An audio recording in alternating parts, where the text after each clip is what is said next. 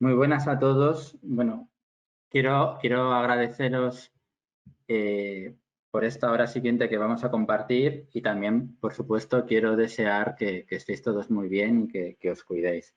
Espero que la presentación os resulte interesante a todos y muy especial a mis alumnos del curso de Economía y Finanzas Internacionales que empieza hoy y que creo que encontrarán este material un poco complementario y actualización del material de la clase, ¿no? Entonces, bueno, un poco. Disculpad.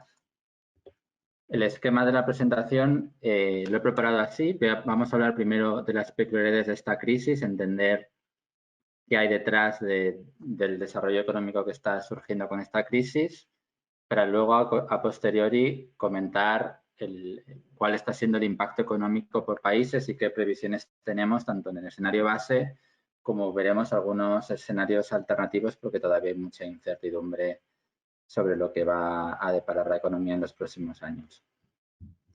Lo primero que os quería comentar es que esta es una crisis sin precedentes, ¿no?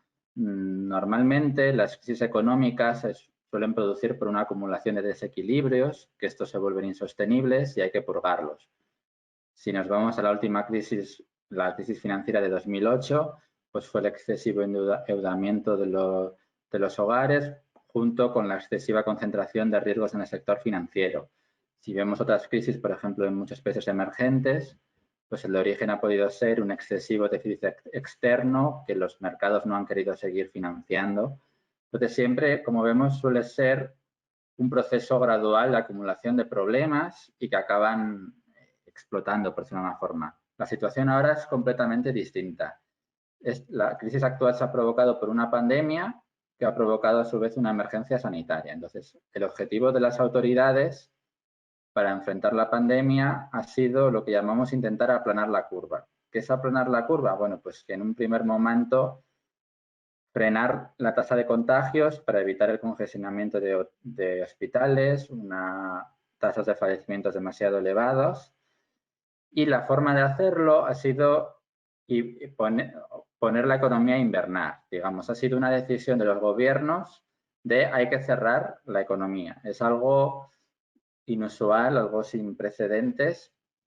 Y en esta primera diapositiva un poco lo que quería ilustrar es esto. En este gráfico tenéis, digamos, en la parte superior del gráfico, encima del eje, tenéis el número de casos, de nuevos casos por coronavirus. Y lo que veremos es que si la línea roja, si aumentan demasiado el número de casos,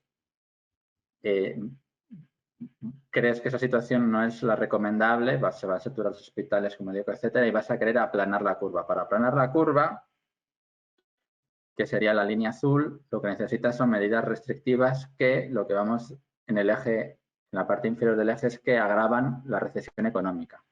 Sin esas medidas, la pandemia ya provoca, que es otra idea que se transmite en este gráfico, que lo podéis ver muy bien, aunque no haya confinamientos, una pandemia ya provoca una caída en la actividad, una caída en la confianza, etcétera, pero el tener que acudir a confinamientos agrava con mucho la recesión económica, ¿no? Entonces, una primera idea esto es una crisis muy diferente.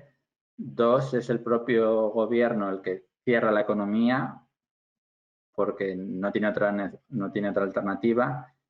Y tres, lo ideal sería que la gestión de los gobiernos, quizás en un primer momento fue muy difícil y hubo que hacer confinamientos en casi todos los países, pero ahora lo ideal sería es actuar con suficiente diligencia para aumentar la capacidad de aislar contagios, de detectarlos, de trazarlos y evitar estos confinamientos que tienen un coste económico tan elevado, ¿no? Eso sería lo ideal.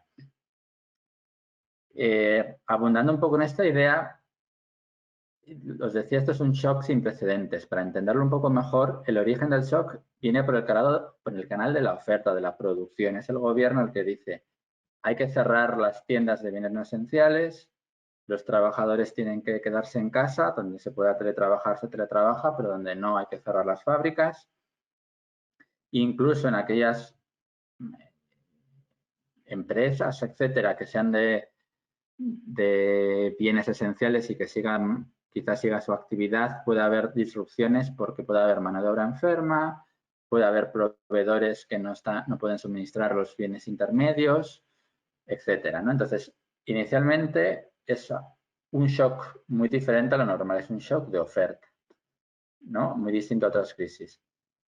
¿Qué pasa? Y lo quiero ilustrar con este gráfico. Bueno, inicialmente los que tienen estos problemas son las empresas que no pueden seguir produciendo.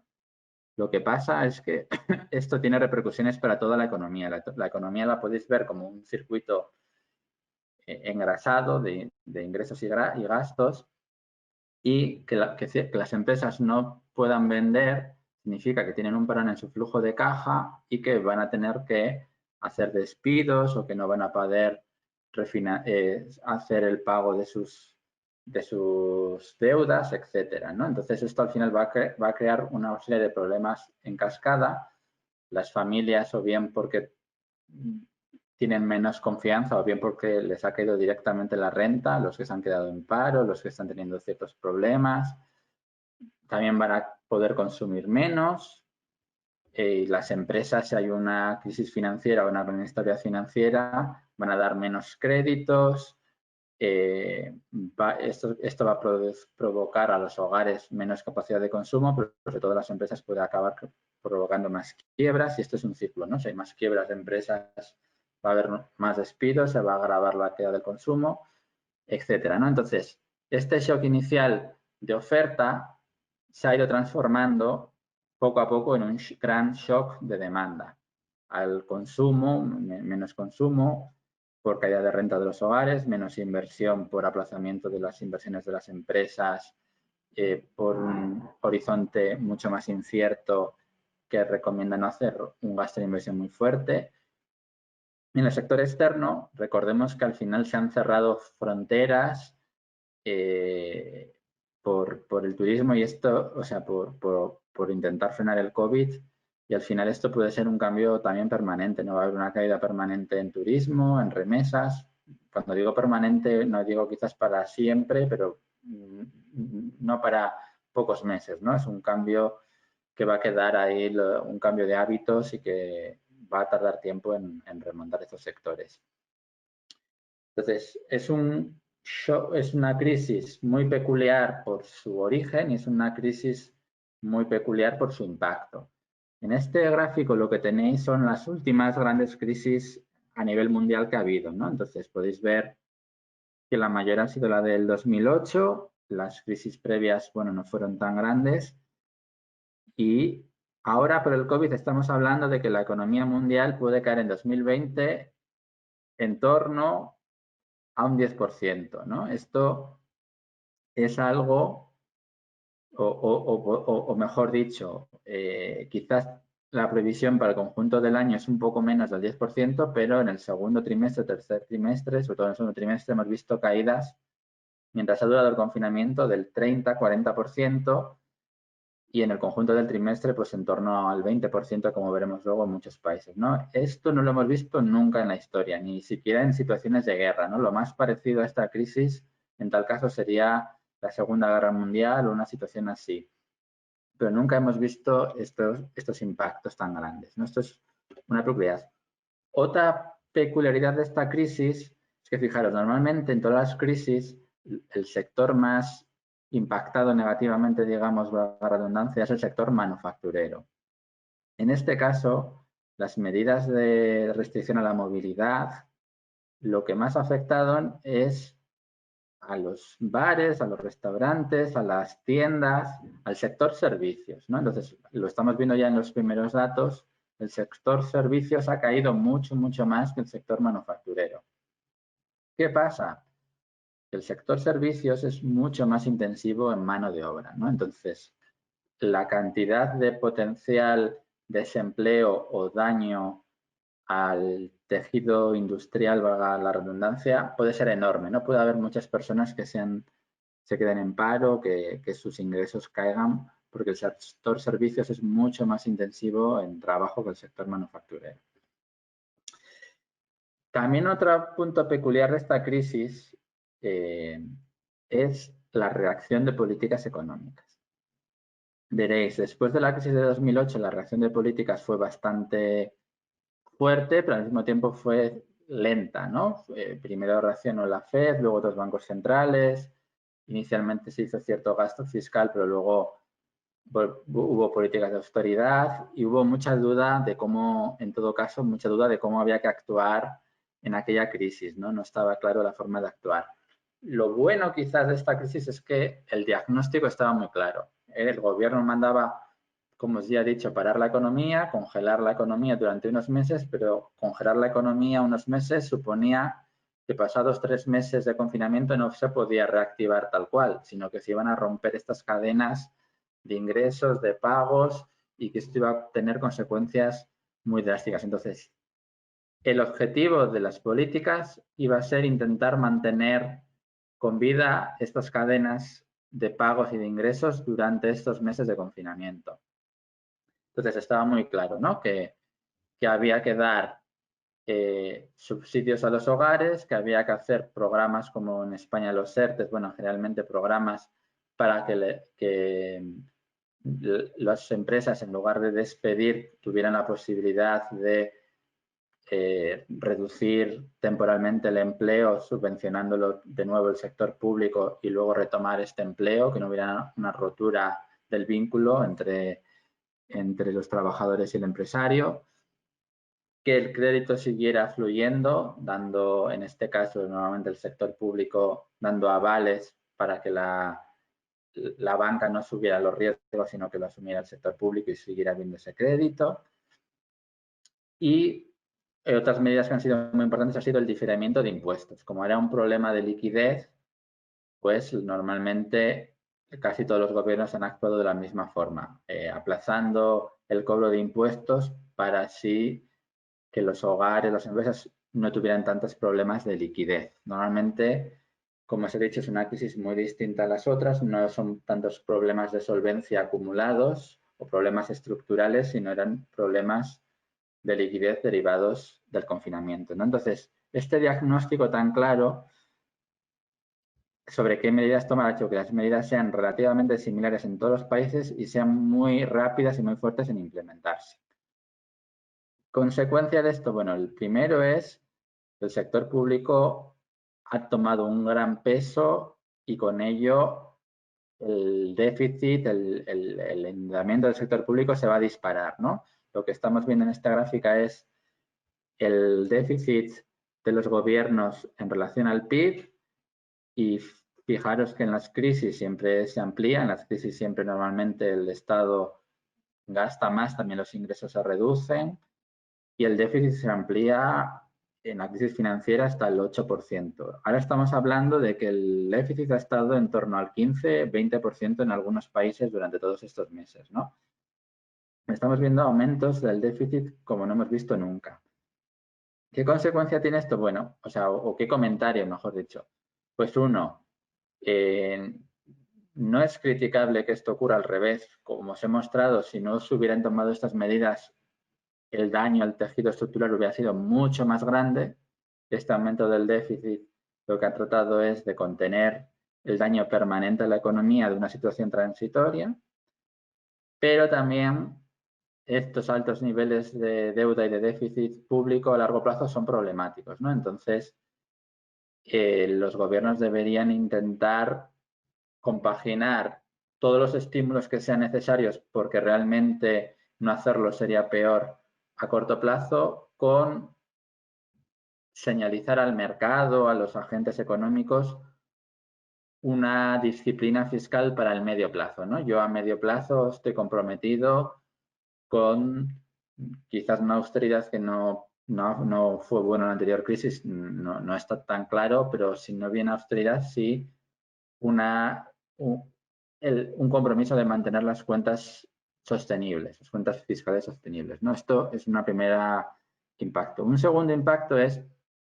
la política monetaria también ha reaccionado muy fuertemente, pero como veis en este gráfico en la izquierda, en los países desarrollados los tipos de interés ya estaban en niveles muy bajos, ¿no? Entonces, la forma de estímulo monetario ha sido sobre todo a través de de programas de compra de bonos y de ampliación de los balances de los bancos centrales, ¿no? Esto también ha sido, estos programas de compras de bonos han sido de una cuantía sin precedentes durante estos meses, y esto tiene también implicaciones enormes para el futuro de la economía que os quiero simplemente mostrar muy brevemente, ¿no?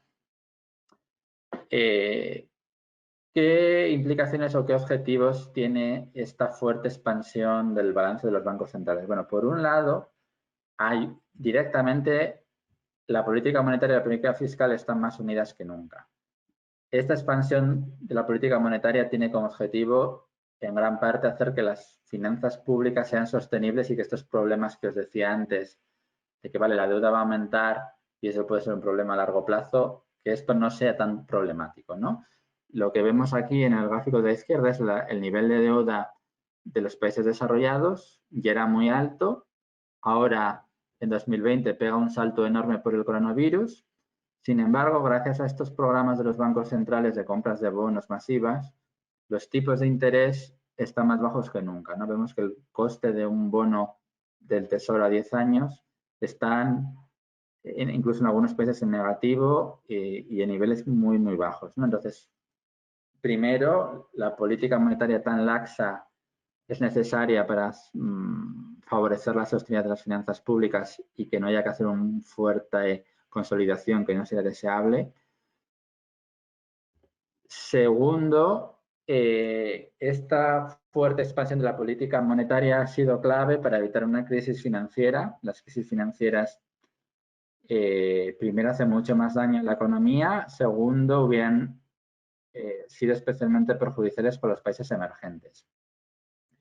¿Qué os muestro en este gráfico? En la izquierda es precisamente las salidas de flujos de capitales que hubo después del COVID en línea verde frente a otras crisis, ¿no? Y lo que veis es que esta crisis tan fuerte y esta incertidumbre tan fuerte provocó unas salidas enormes de capitales durante los primeros 30 a 40 días de la pandemia de los países emergentes, y a su vez esto, bueno, pues provocó unas fuertes depreciaciones, como vemos en el otro gráfico, en el de la derecha, de sus monedas y una fuerte inestabilidad financiera. ¿Qué pasa? Que los países emergentes han ido ganando mucho peso en la economía mundial. Si hace 20, 30 años se decía que cuando Estados Unidos estornudaba, América Latina cogía la gripe o algo así, o realmente solo importaba lo que pasaba en los países desarrollados, ahora lo que pasa en los emergentes también importa, ¿no? Ahora son el 50% de la economía mundial, su dinámica sigue dependiendo mucho de los países desarrollados, pero como estamos viendo aquí, ¿no? Que los países desarrollados sacan sus capitales de los países emergentes y estos sufren, sí. Su dinámica depende de los países desarrollados, pero lo que pasa en los países emergentes ya tiene también un peso. Que los países emergentes se hundan va a tener una repercusión en la economía global, en la demanda, que no es buena, ¿no? Entonces, estas bajadas de tipos y estos programas de grandes compras y de inyecciones de liquidez de los bancos centrales desarrollados lo que permitieron fue estabilizar el mercado financiero, hacer que los tipos de cambio de los países emergentes se estabilizaran y que la situación económica, las perspectivas mejoraran muy drásticamente, ¿no? Estos son dos consecuencias, o sea, dos impactos claramente positivos, ¿no? Mejorar la sostenibilidad fiscal y evitar una mayor crisis financiera y un mayor daño en emergentes. Hay otro impacto que creo que lo he resaltado ya en otras webinars con vosotros, que es muy relevante, ¿no? Y es el impacto en los mercados financieros per se, ¿no? Al margen de la economía real. Lo que vemos en este gráfico es, con la línea negra, la caída de las bolsas en esta crisis del COVID, comparado con las caídas de las bolsas en las grandes crisis mundiales previas.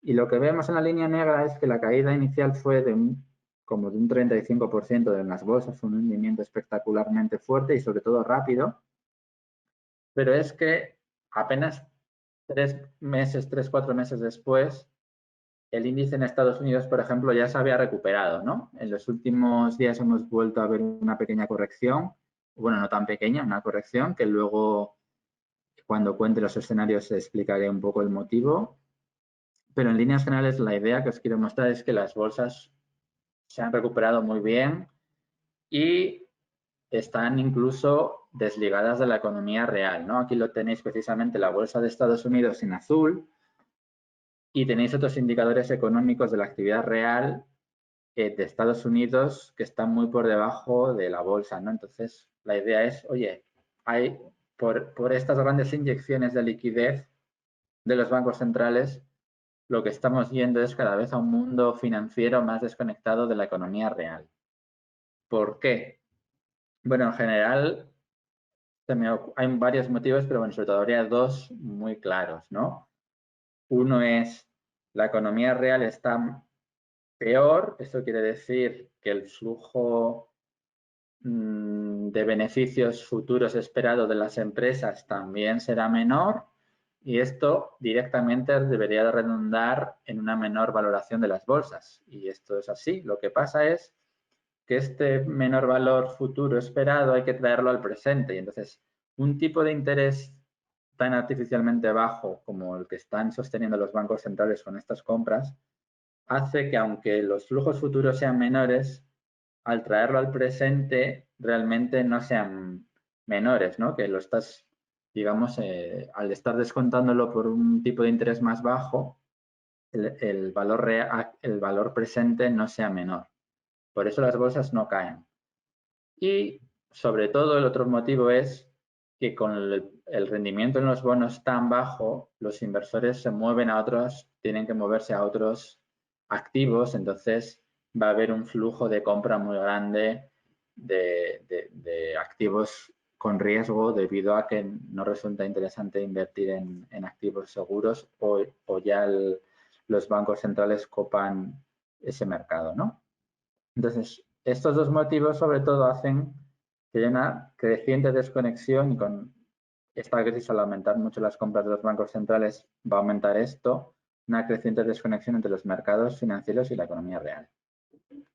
¿Qué efecto tiene esto también un poco indirectamente de segunda ronda sobre la economía? Bueno, pues cuando las bolsas suben, como hay hogares que tienen parte de sus ingresos o sus ahorros en la bolsa, pues las perspectivas a corto plazo pueden mejorar algo, ¿no? Hay un efecto renta positivo. Lo que pasa es que a largo plazo se considera que es algo malo. ¿Por qué? Porque veréis, normalmente el incremento de la bolsa a quien más beneficia es a los dueños del capital, etcétera, y esto entonces aumenta la desigualdad. La desigualdad ha pasado también en unos 20 años o 30 años a considerarse que la desigualdad era buena en el sentido de que la desigualdad surgía por el crecimiento económico y que cuando había crecimiento económico, pues unos les iba mejor que a otros, surgía desigualdad, pero era un producto no deseado, pero un producto del bienestar y del crecimiento. A medida que el crecimiento en los países desarrollados se ha frenado mucho, la demanda sobre todo se encuentra muy deprimida, lo que se ha ido viendo es que una mayor desigualdad genera destrucción de clases medias y que las clases medias son las que tienen mayor propensión marginal a consumir, a demandar. Entonces, cuanto más desigual sea la distribución de la renta, más concentrada esté en manos de unos pocos, menor va a ser la demanda total, con lo cual la economía va a ir peor, ¿no? Entonces, una mayor desigualdad se percibe en el contexto actual como malas noticias para el crecimiento futuro. Y el otro impacto de esta crisis a nivel financiero es el dólar. El dólar, y inicialmente después de esta crisis se fortaleció por efecto refugio, es la moneda de reserva mundial, es un activo seguro, pero en los últimos meses hemos visto como que esto ha cambiado radicalmente, ¿no? El dólar ha tendido a debilitarse, en la última semana no, pero llevamos 2 o 3 meses que ha tendido claramente a debilitarse y la perspectiva es que esto continúe. Y os quería explicar muy brevemente el por qué. Mirad, el dólar a nivel fundamentales, o sea, a largo plazo, debería de tener una elevada correlación con el saldo fiscal y saldo exterior de Estados Unidos. Como Estados Unidos tiene un elevadísimo déficit comercial y un elevado déficit fiscal, tiene una gran demanda de financiar estos déficits. Y entonces el dólar debería depreciarse en paralelo a esto. En los últimos 2 años, mientras que el déficit de Estados Unidos, tanto fiscal como comercial, se ampliaba y era muy grande, el dólar se ha mantenido fuerte. ¿Qué hay detrás de esto? Pues detrás de esto lo que había es que los tipos de interés en Europa, en Japón, estaban en el 0 y en Estados Unidos, como veis ahí, desde 2016 hasta 2018-2019 habían subido y estaban en torno al 2%. Entonces, este diferencial de tipos de interés hacía que los flujos de capitales de Europa, de Japón, de muchos sitios, fueran hacia Estados Unidos demandando dólares o activos americanos que se denominan en dólares, y esto mantenía el tipo al dólar fuerte. ¿Qué pasa? Que era como todos los bancos centrales han tenido que hacer lo mismo, que es bajar los tipos al 0 y hacer políticas muy expansivas, como todos los bancos centrales están con los tipos en los mismos niveles, este argumento que mantenía fuerte al dólar a pesar del resto de motivos que lo deberían debilitar, ya no está, ¿no? Entonces ahora solo quedan los motivos por los cuales el dólar debería debilitarse, que es su enorme déficit comercial y fiscal. Y bueno, un poco de esta parte el resumen es que esto es una crisis sin precedentes por su origen y sin precedentes por su impacto, ¿no? La caída ha sido muy intensa y muy rápida en todos los países, pero ha sido proporcional a la dureza de los confinamientos, y la respuesta de políticas ha sido también muy fuerte. Nunca habíamos visto una respuesta de políticas así, y esto tiene consecuencias a nivel financiero, que es el dólar y la desconexión de los mercados financieros y la economía real. Y ahora ya paso al siguiente punto, que es el otro en el que quiero hacer mucho énfasis, que es un poco daros una idea, cada uno de vuestra región, de vuestro país, cuál puede ser el impacto diferencial, o que tengáis una mejor idea de cómo os afecta a vosotros directamente, ¿no? Entonces, la primera idea ya es un poco redundante con lo que he dicho. El impacto inicial es muy fuerte en todos los países, pero es diferente por países. ¿Por qué? Porque el impacto inicial tiene una gran relación con la dureza del confinamiento, que no ha sido igual en todos los países. Aquí lo que veis es un gráfico que, digamos, que cuanto más a la derecha, más duro el confinamiento, y cuanto más abajo, más fuerte la caída del PIB en el segundo trimestre. Y veis que efectivamente eso es así, ¿no? Donde más ha caído el PIB en el segundo trimestre es en India, en Reino Unido, en México, en España, países donde el confinamiento ha sido muy fuerte, y al revés. Bueno, entonces un poco la traducción de todo esto es lo que os estaba diciendo. Por ejemplo, en China el confinamiento fue muy fuerte, pero no fue tan generalizado por la aplicación de nuevas tecnologías, de rastreo, etcétera, como en Estados Unidos o países como Brasil. La caída del PIB inicialmente ha sido menor que donde el confinamiento ha sido muy duro, ¿no? Perú, India, España, etcétera. Aquí tenéis la variación del PIB en el primer y el segundo trimestre. ¿Qué podemos decir de la primera fase de recuperación, ¿no? Lo que estamos viendo ya durante estos meses, ¿no? Por ejemplo, en Europa, pues el confinamiento fue sobre todo en marzo, abril, mayo, y desde junio empezamos a ver una recuperación en la actividad. Y digamos, ¿qué comentario tengo un poco de esto? Pues fijaros, el rebote al volver a abrir la actividad realmente ha sido en todos los países, lo estamos viendo, muy fuerte. Más fuerte de lo que el mercado esperaba. Los primeros datos económicos han sorprendido muy positivamente. ¿Quiere esto decir que, bueno, que como os decía al principio, bueno, esta crisis al final no eran problemas acumulados, sino que ha sido un problema puntual del confinamiento y que ahora se puede salir con muy poco daño? No, no es esta la lectura. Lo que estamos viendo es que ha habido un rebote muy rápido, un rebote muy rápido de la actividad al levantar los confinamientos, porque se ha vuelto a ciertas actividades que estaban paradas, se han vuelto a hacer, y la demanda de algunos bienes vuelvo a poner ejemplo, turismo, restaurantes, sigue muy deprimida, ha mejorado algo, pero sigue muy deprimida, pero la demanda de otro tipo de bienes incluso ha tenido un repunte transitorio. Por ejemplo, en España ha sido increíble la cantidad de bicicletas para que la gente no quería moverse en transporte público, pero sí en bicicleta, o la demanda de ciertos productos. Bueno, podría poner más ejemplos, pero ha habido un boom muy transitorio, ¿no? O porque la demanda no lo había podido comprar esos meses y había una demanda acumulada, o porque ha habido un cambio en las preferencias, en los hábitos de la gente y quiere a ponerse al día en sus compras para sus nuevos hábitos, ¿no? Pero después de esto, lo que estamos viendo es que la recuperación ya se vuelve mucho más lenta y pierde mucho dinamismo. De hecho, os quería mostrar este gráfico que es un poco con estos indicadores que vamos viendo de alta frecuencia, cómo está siendo la recuperación a nivel mundial. Y aquí lo que podéis ver son dos cosas. La actividad a nivel mundial se sigue recuperando todavía de hoy, a mediados finales de septiembre, que son los últimos datos, y ahora mismo está en torno a un 7% por debajo del nivel normal, pero se sigue recuperando. Ahora bien, ¿qué hay detrás de esto? Pues detrás de esto lo que hay es que, por ejemplo, Latinoamérica, que se vio muy afectada después que Europa y que ha pasado unos meses de mayo, junio y primera parte todavía de julio muy malos, desde entonces ha habido cierta normalización que la vimos antes en Europa o que la vimos antes inicialmente en China también.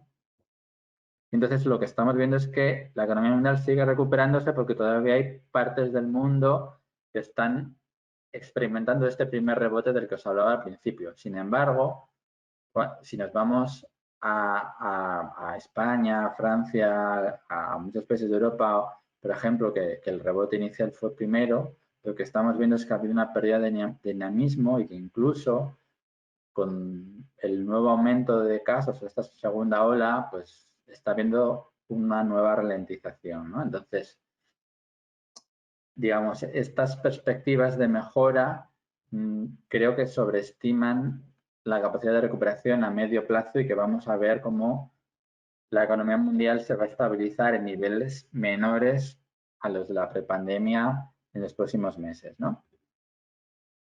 Esto en cuanto a la recuperación a corto plazo, que sí que os decía que fue antes en China, luego Europa, Latinoamérica un poco más tarde, pero que el patrón ha sido muy similar en todos. ¿Va a ser el patrón de recuperación más a medio y largo plazo también muy similar en todos los países? No. No. ¿Y por qué? Bueno, es lo que quería entrar ahora. Esta crisis va a dejar daños permanentes, ¿no? La gente que pierda el empleo no todos van a poder recuperarlo de forma rápida ni va a poder ser absorbidos en sitios productivos, etcétera, ¿no? Entonces, esta crisis va a tener un daño permanente, es decir,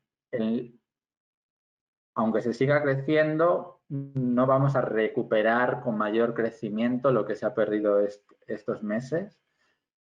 Esto por una parte. Por otra, este daño permanente depende de digamos, de dos puntos muy claros. Uno es qué margen tienen las economías para hacer estímulos. Las economías que tienen mucho margen para hacer estímulos evitarán esta rotura que se enseña al principio del ciclo de ingresos y pagos de la economía en mayor medida, podrán reabsorber en todo caso el daño al tejido empresarial, lo podrán reabsorber con nuevos estímulos de forma más rápida, y las economías que tienen menos margen de estímulos pues claramente sufrirán más. Luego el otro punto es los países difieren en su estructura productiva, ¿no? Aquellos que dependen más de pequeñas empresas que son más vulnerables, que tienen menos resiliencia, y aquellas que dependen más de sectores relacionados con servicios, turismo, etcétera, van a sufrir más. Y esto lo vamos a ver en las siguientes diapositivas muy claramente, pero bueno, ya lo anticipo aquí. Luego el otro punto quizás es si vamos a un mayor endeudamiento, que ya os lo he mostrado, un nivel alto de endeudamiento acaba siendo malo para el crecimiento a largo plazo, con lo cual es otro argumento para decir no se va a recuperar todo lo que perdamos en esta crisis, va a haber empleo que no se va a poder recuperar, gente que va a quedar obsoleta y al mismo tiempo, porque aumenta la deuda, ciertos problemas de la economía, el crecimiento potencial a largo plazo puede que sea menor después de esta crisis. Dos, si la globalización pensamos que se puede ver afectada, esto puede tener efectos buenos o sea, positivos y negativos, dependiendo de en qué ámbito o qué países estemos mirando. Pero en general, los países emergentes, que han sido, como os decía antes, un motor muy importante de crecimiento económico, siguen dependiendo mucho de la globalización, tanto para producir como para adquirir nuevas tecnologías que la difusión de conocimientos tecnológicos. Entonces, una menor globalización puede afectar especialmente a los países emergentes, y es lo que tenéis en este gráfico. La línea roja, digamos sólida, es qué se esperaba antes de la crisis para los países emergentes. La línea roja punteada es qué pensamos en los países emergentes ahora. Y incluso a medio y largo plazo va a seguir habiendo un déficit de por lo menos de un 5% de nivel de renta perdido. ¿Qué pasa en los países desarrollados? Un poco lo mismo, solo que estaban creciendo mucho menos y ahora seguirán creciendo menos, pero su impacto pensamos que va a ser menor porque tienen más capacidad para compensarlo y estos efectos que os hablaba de globalización, de deuda, va a ser más manejables allí. Hablando un poco de los países desarrollados de España, pues fijad, si os he dicho ya que el margen de políticas es muy clave, aquí en estas tablas os he agrupado qué políticas expansivas se han hecho ya, que aunque se seguirán haciendo más medidas a futuro, la gran parte ya están en la palestra, ¿no? Ya las medidas ya han sido anunciadas, ya están los fondos establecidos. Y lo que podéis ver aquí es que las medidas directas en los países desarrollados, donde son muy altas, son en Estados Unidos y en Alemania. En Francia son medias y en España e Italia son bajas. Pero bueno, en Italia, aunque son más bajas, sí que han hecho no medidas tan directas, que son las más efectivas, pero al menos sí que han hecho mucho de garantías de avales, que os decía, para que el crédito no se pare, diferimiento de impuestos para que los problemas de liquidez no sean tan graves, pero es que en España se ha hecho mucho menos de todo. Muchas menos medidas fiscales directas, no hay tanto margen, y mucha peor implementación y medidas de avales, de todo esto, ¿no? Entonces, dentro de los países desarrollados, por desgracia, por este motivo, España va a ser uno de los países más afectados. Al mismo tiempo, siguiendo un poco, es un comentario para todos los países, pero quizás especialmente relevante para el caso de España, es lo que os decía. El impacto a medio plazo, la recuperación a medio plazo va a ser muy diferente según la estructura productiva. En el primer gráfico tenéis la caída esperada por sector y lo que veis es que hay sectores como el industrial, agricultura que van a sufrir pero poco y hay otros más ligados a hostelería, construcción, servicios que van a sufrir muchísimo, ¿no? Entonces el hecho de que, por ejemplo, España y muchos países también de Latinoamérica estén muy centradas en estos sectores hace que sufran mucho. En el gráfico de la derecha tenéis algo similar que es el peso de los ingresos por turismo. España es de nuevo el país de Europa que más va a sufrir aquí. Latinoamérica también sufre por turismo, sobre todo Centroamérica sufre mucho por las remesas. O sea, todos estos argumentos nos dicen que tanto España como Latinoamérica muchos países de Latinoamérica son países que van a sufrir más que la mayoría, ¿no?, de esta crisis. De hecho, aquí tenéis. ¿Qué pasa en Europa? Bueno, que esto es es la estimación del consenso de analistas. Aquí están todos los expertos analistas, los que os imaginéis, JP Morgan, Goldman Sachs, un montón de instituciones, el Banco de España, el Banco Central de varios sitios, y que dicen, bueno, que la caída en España va a ser más fuerte que en Italia, que en Francia, pero que además que la recuperación va a ser lenta, mientras que en Alemania se espera que se recuperen los niveles pre-COVID en 2020, en España no sería hasta 2024, ¿no? Este gráfico creo que es muy ilustrativo de las consecuencias de todo lo que he ido hablando hasta ahora para España. En Latinoamérica, ¿cómo se traduce un poco lo que hemos estado también comentando? Bueno, pues fijaros, aquí lo que podemos ver es que hay algunos países, por ejemplo en Perú, donde la incidencia del virus ha sido muy, muy alta, pero también en Argentina, en Colombia, donde los confinamientos han sido muy duros, muy severos y han tenido un gran impacto en la economía, mientras que hay otros países, sobre todo Brasil, Brasil es con diferencia el que menos, pero bueno, también en menor medida Chile, que han sufrido un menor impacto a corto plazo, ¿no? Y este impacto tiene mucho que ver con la dureza y con el planteamiento de los confinamientos. Eh, Sin embargo, por ejemplo, por comentar dos casos extremos, quizás, Brasil es un país que partía de una situación bastante mala, un nivel de endeudamiento muy alto, dudas sobre su manejo fiscal, aunque había mejorado con ciertas reformas recientemente, pero bueno, es un país con bastantes problemas estructurales también de productividad, etcétera. Y aunque he evitado hacer un confinamiento duro y eso supone una menor caída inicial, realmente la recuperación en Brasil probablemente se alenta tanto por, por estos problemas que ya tiene la economía, un menor margen para estímulos, como por el hecho de que también hay que tener en cuenta que si el confinamiento no es duro porque has tenido éxito en manejar la pandemia gracias a medidas de trazar los casos, de aislarlos muy bien y consigues que no haya muchos casos, entonces sí que tu actividad va a caer menos. Si realmente evitas confinamientos duros, pero no evitas la pandemia, la caída inicial va a ser un poco menor, pero realmente el impacto en la confianza, el daño sí va a acabar siendo grande, ¿no? Entonces ahí está el caso de Brasil y en Perú quizás, aunque el impacto inicial veis que es enorme, que realmente las previsiones para 2020 de Perú son las peores de toda Latinoamérica, pero la situación de la economía relativamente saneada, etcétera, pensamos que le puede permitir una recuperación más vigorosa que en otros países, ¿no?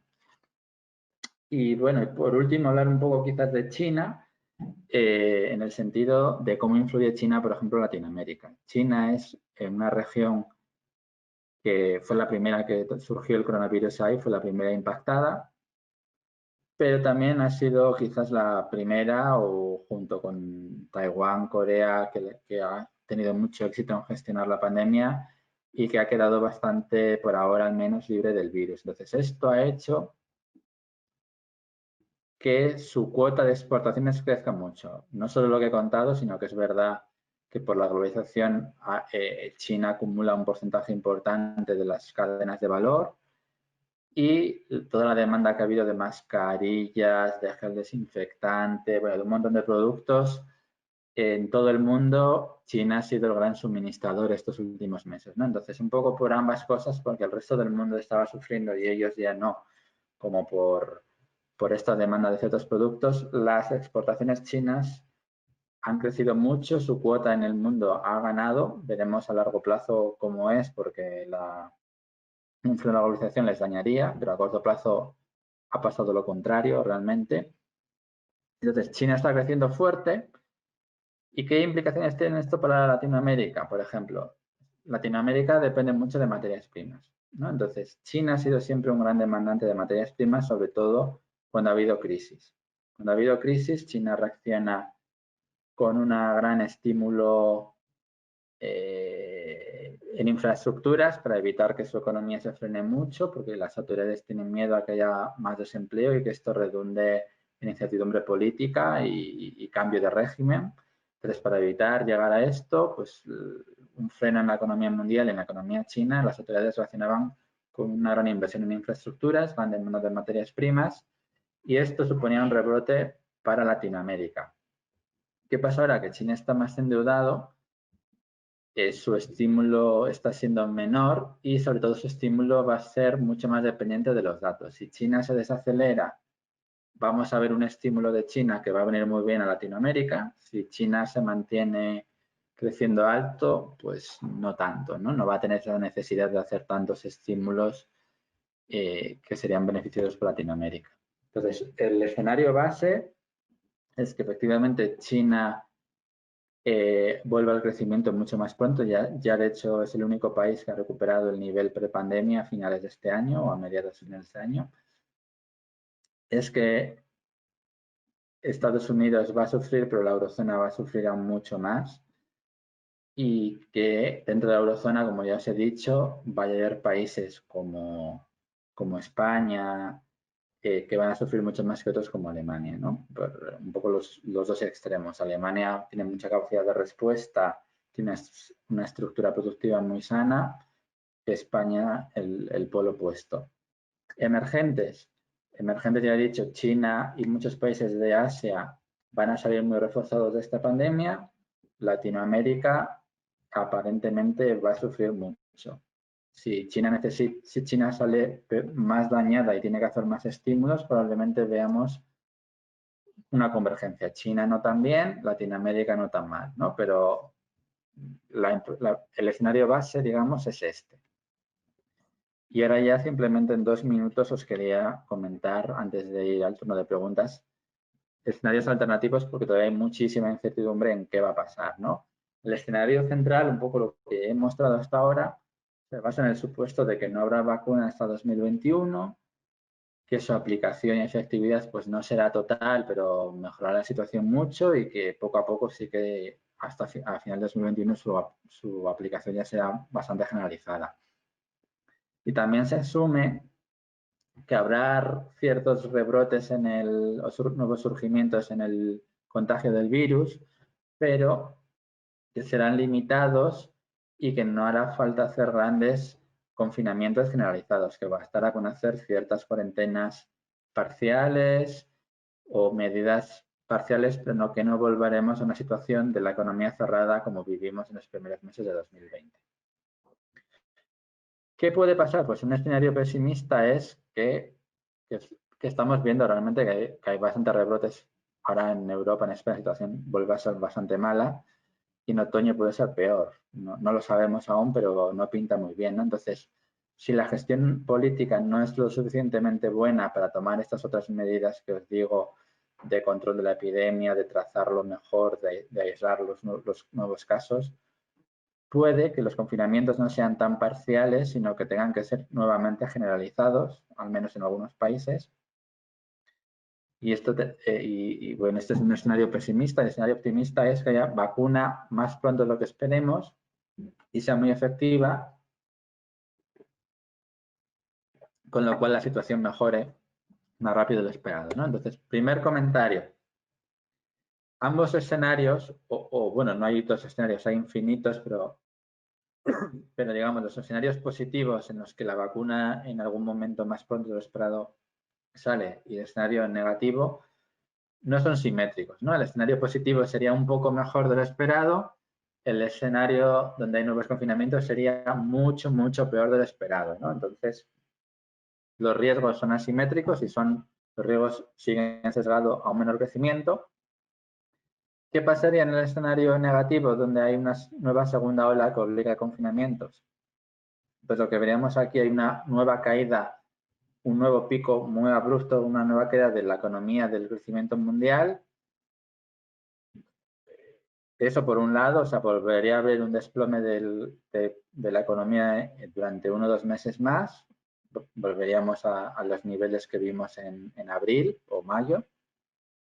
Y además, la recuperación ahora sí que ya sería más lenta. Esta recuperación que hablaba de largo plazo, que depende de las medidas de estímulo, que depende del daño al tejido productivo, una segunda recaída haría que mucho margen de estímulos ya ha sido usado, ¿no? Ya no hay tanto margen para nuevos estímulos, el daño que se ha hecho ya es muy grande, hay muchos negocios que están subsistiendo como pueden, una nueva oleada sería mucho más mala para el largo plazo. ¿Y qué implicación tendría financiera? Bueno, pues que realmente este escenario, como he dicho, un escenario positivo no es un poco mejor, un escenario negativo es mucho, mucho peor. Entonces, las bolsas hasta la última semana han vuelto a caer porque este escenario gana peso. Todavía no estamos en este escenario. Esperemos que no lleguemos a este escenario nunca, pero ahora es un poco más probable que hace quizás 2 semanas, ¿no? Entonces esto hace que las bolsas ya hayan caído y si realmente sea este escenario, las bolsas caerían mucho, probablemente incluso más que lo que vivimos en febrero-marzo.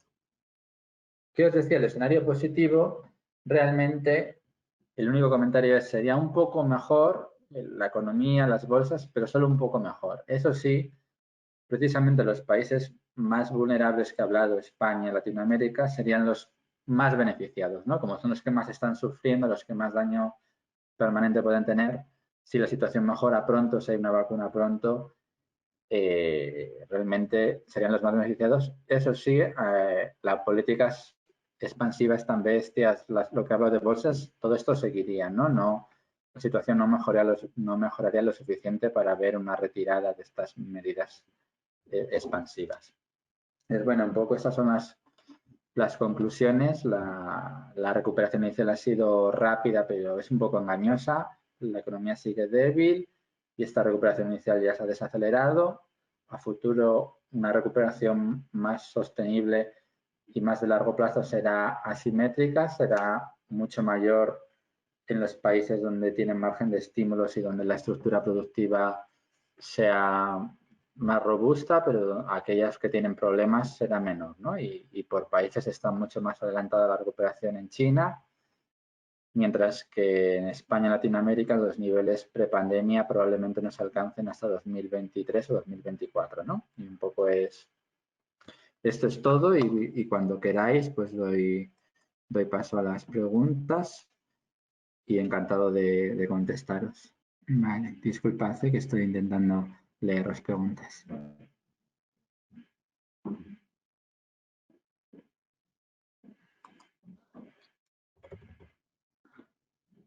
Bueno, veo que preguntan desde Perú, si la pandemia no se controla y se mantiene en el tiempo, ¿cuáles deberían ser las precauciones en la economía de los países como Perú?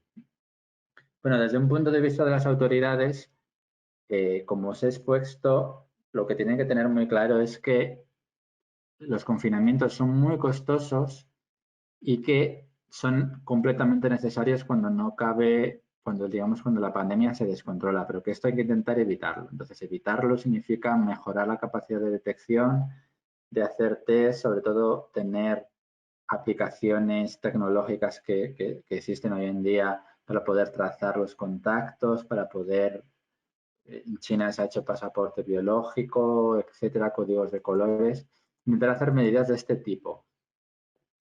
A nivel políticas económicas, bueno, pues todas estas medidas como los ERTES de intentar mantener el empleo, subsidios, habría que extenderlas, pero eso tiene un coste económico muy, muy grande, ¿no? Pero en este caso habría que hacer el mayor esfuerzo por extender estas medidas y como también os decía, sobre todo en países emergentes como puede ser el caso de Perú, los mercados van a dudar de que la situación fiscal sea saneable a largo plazo si tienen que extenderse todas estas medidas. Entonces, las autoridades deberían ser serias y anunciar que estas medidas vendrían acompañadas de ciertos sacrificios, ampliación de impuestos futuros, ampliación de la base,